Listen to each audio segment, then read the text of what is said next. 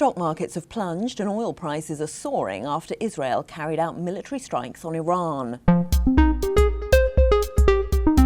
It's Friday, 13th of June, and here's what you need to know. Global stock markets took a steep dive this morning after Israel carried out airstrikes on Iran that it says were targeted at nuclear facilities, ballistic missile factories and military commanders, aiming to prevent Iran from developing a nuclear weapon.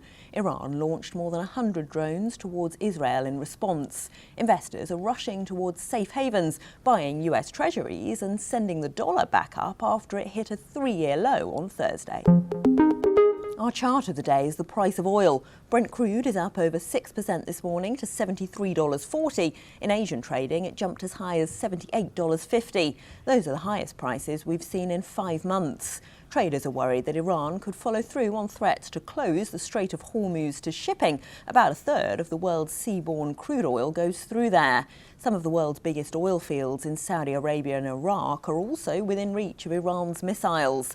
The strikes don't yet seem to have affected Iran's own ability to export oil, though.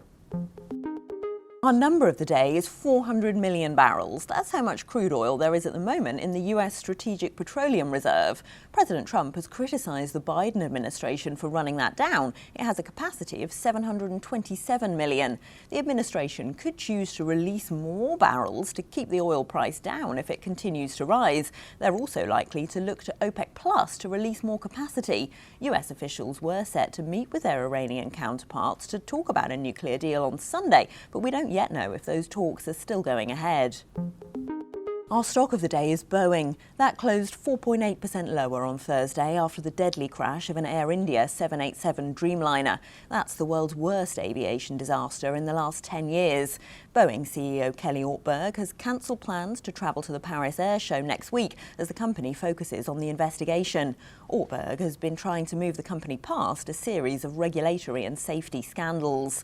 And that's what you need to know this morning.